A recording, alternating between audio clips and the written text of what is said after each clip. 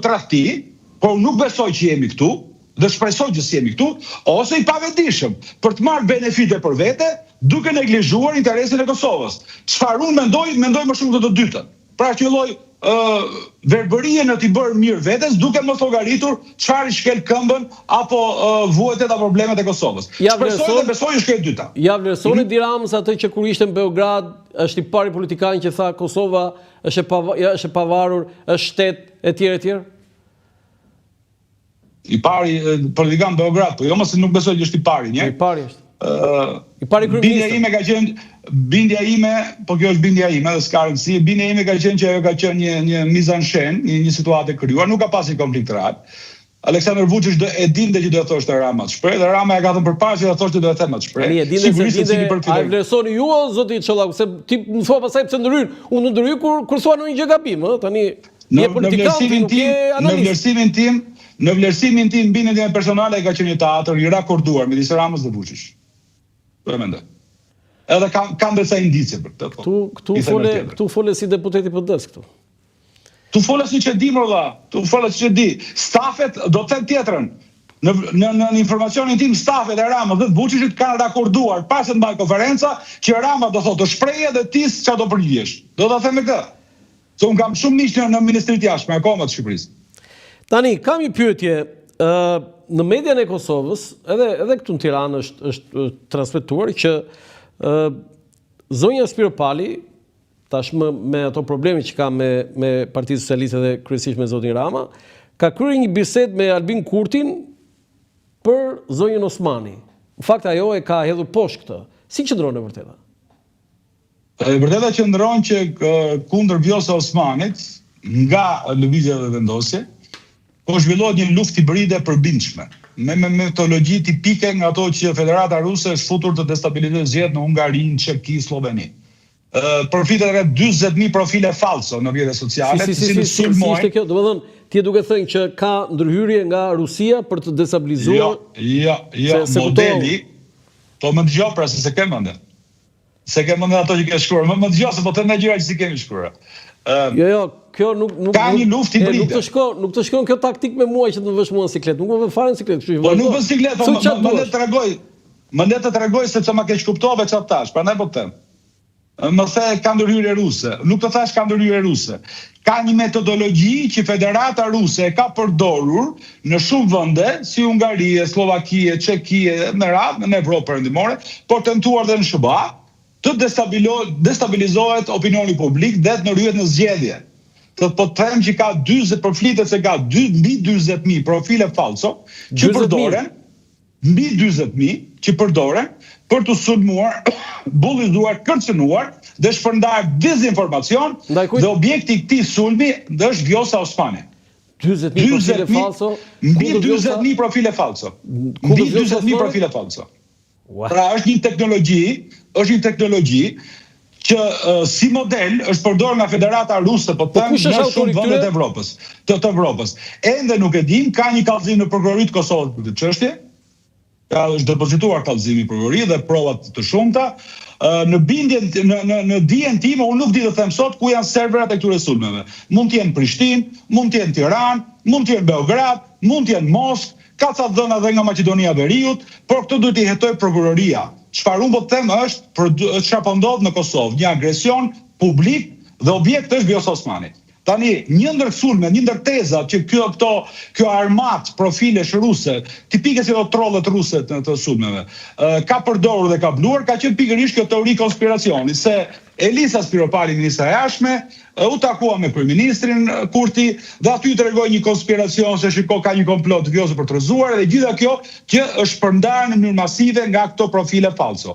Fatmirësisht dhe unë e respektoj dhe e vlerësoj dhe absolutisht shpreh mirënjohjen time, Elisa Spiro Pali para disa ditësh ka dhënë një intervistë për një të njohur në një media shumë prestigjioze, Birni në rajonin ton, ku ka hedhur poshtë në kategorike të gjitha këto spekulime që të pavërteta, asnjëherë s'ka bërë biseda të tilla, asnjëherë s'ka përmendur presidenten dhe ka pohuar se këto bëhen pikërisht për ato që po them unë për dëmtuar reputacionin e Vjosa Osmanit. Pra është rrëzuar totalisht dhe kjo me qëndrimin korrekt dhe shumë të ndershëm të Elizës Spiropalit në këtë intervistë që ka dhënë për BIR para disa ditësh. Tani, zoti Çollaku, ju keni qenë i ngarkuar me punë i ambasadës amerikane, ambasadës shqiptare në Amerikë, keni qenë zëvendës ambasador atje dhe pjesë e diplomacisë, por dhe një nga njohësit e më të mirë të marrëdhënieve Shqipëri-Shtetet Bashkuara të Amerikës.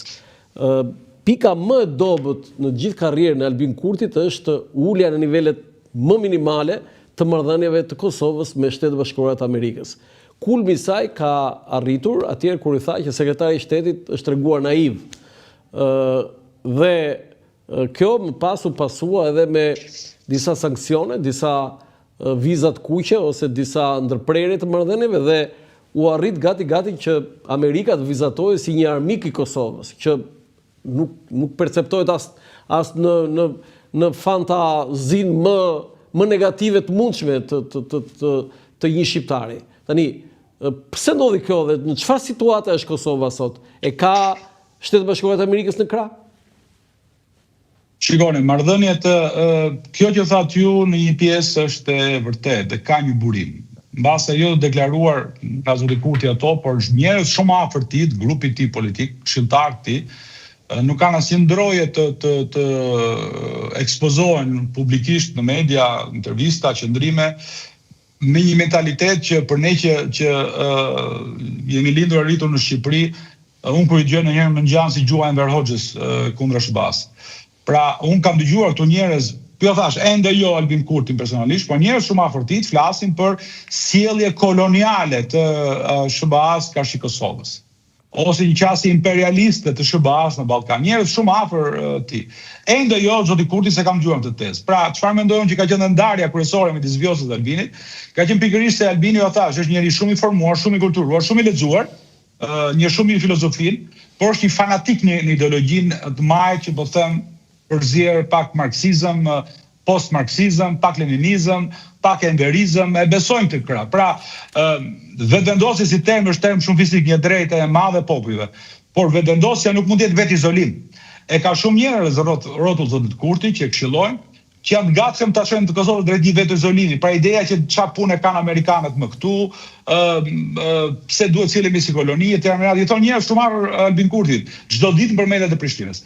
Kështu që mendoj edhe ky mentalitet që shiko se ose të paktën çfarë mund t'i lexosh publikisht është një lloj barazlargimi e SBA-s me vende të tjera.